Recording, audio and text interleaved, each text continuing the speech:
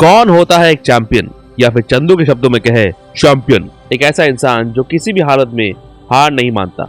ऐसी ही कहानी है चंदू चैंपियन की। पर क्या ये फिल्म उस विशाल पर्सनालिटी जिस पर ये फिल्म आधारित है, उनके अनबिलीवेबल जिंदगी को पर्दे पर उतार पाई है? चले जानते हैं Kabir Khan director, Kartik Aaryan star Chandu champion के रिव्यू टाइम के साथ। पर उससे पहले लाइक सब्सक्राइब कर दीजिएगा, नोटिफिकेशन घंटी बजा दीजिएगा ताकि अपडेट्स मिलते रहे आप लोगों को। और वेलकम टू द चैनल जो प्लेटफॉर्म है एमसीयू, डीसी और फिल्मों की हर खबर का just a review. Chandu champion आधारित है एक अननोन हीरो की जिंदगी पर। वो इंसान है मुरलीकांत पेटकर, एक इनक्रेडिबल इंसान जो बॉक्सर बनना चाहते थे, इंडिया को ओलंपिक्स में रिप्रेजेंट करना चाहते थे।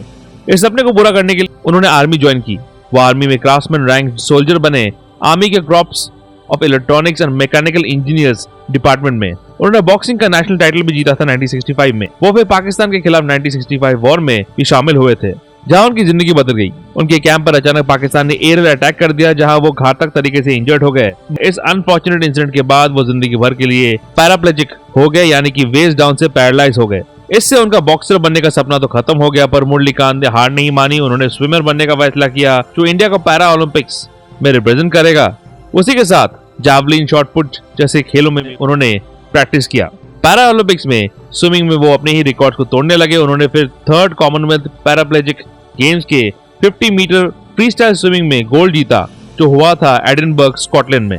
उसी इवेंट में उन्होंने सिल्वर जीता जावलिन थ्रो में, और शॉटपुट में ब्रॉन्ज भी जीता। उन्होंने इंडिविजुअल गोल्ड भी जीता 1972 समर पैरालंपिक्स में, जो हुआ था हिडलबर्ग, जर्मनी में। कोई भी फिल्म अगर शुरुआत अच्छी करती है और अंत उससे भी बढ़िया हो तो फिर उस फिल्म ने बाजी मार ली है।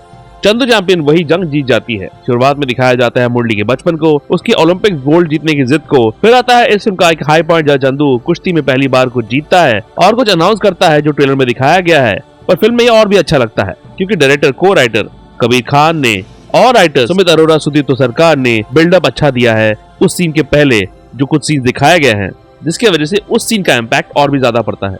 फिर कैसे चंदू मिलता है भुवन अरोड़ा और यशपाल शर्मा के किरदारों से, आर्मी ज्वाइन करता है। फिर एंट्री होती है इस फिल्म के दूसरे हीरो की, जो कि है विजय राज का किरदार। अगर आपको एग्जांपल देखना है कि एक एक्टर एक फिल्म को अपने कंधों पे उठा के ले जाता है, वो इस फिल्म से दिखता है विजय राज के लाजवाब परफॉर्मेंस से। उनकी केमिस्ट्री एक अर्नेस्ट कार्तिक के साथ इस फिल्म की जान, जिस तरह से उनके गुरु शिष्य की कहानी को फिल्म में पिरोया गया है, बहुत मजेदार है। चाहे वो कॉमेडी हो या इमोशनल सीन्स, या फिर आखिर में दोनों के बीच सिर्फ आई कॉन्टैक्ट। छोटू टाइगर और सीनियर टाइगर की जोड़ी हिट है। आज तक कार्तिक जाने गए हैं अपनी हीरोइन के साथ केमिस्ट्री के लिए। यहाँ विजय और कार्तिक की केमिस्ट्री कमाल करती है। फिल्म में बॉक्सिंग सीन्स बड़ी रियलिस्टिकली फिल्माए गए हैं और वो पूरा पोर्शन में कार्तिक ने जो बॉडी ट्रांसफॉर्मेशन किया है, प्रेज वर्दी है।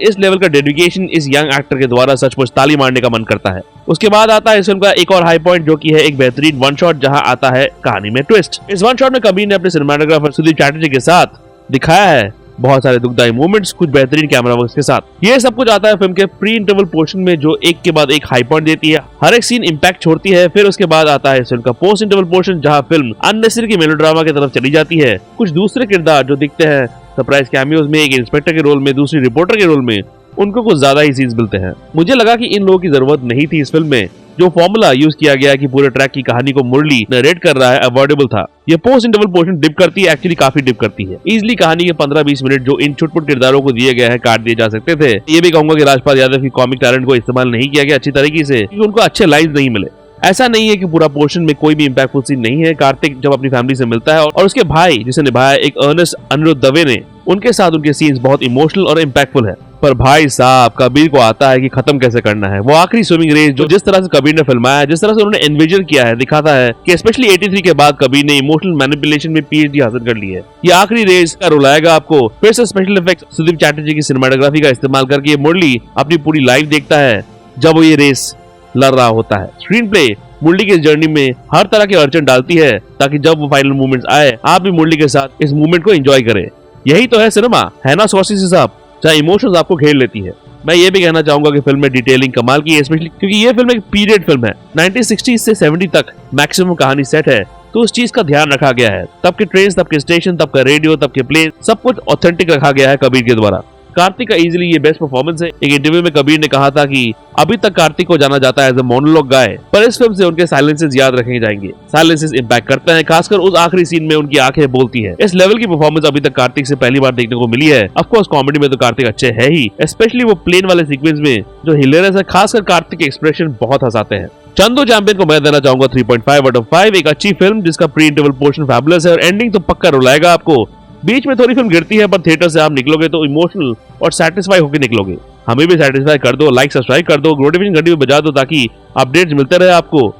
चंदू चैंपियन से रिलेटेड वीडियो डिस्क्रिप्शन बॉक्स में है। कल की 2898 AD का ट्रेलर ब्रेकडाउन समेत कुछ और रीसेंट वीडियोस आखिर में है, चेकआउट जरूर कीजिएगा और ऐसे मूवी रिव्यूज के लिए देखते रहिए just in review. Just in review के अपडेट्स के लिए और छोटे बड़े स्निपेट्स के लिए फॉलो कीजिए ऑन ट्विटर @ProNerdReview201 में। कू ऐप में आप मुझे फॉलो कर सकते हैं @ProNerdReview पे और ProNeedDiaryBlogspot.com में भी आपको अपडेट्स मिल जाएंगे।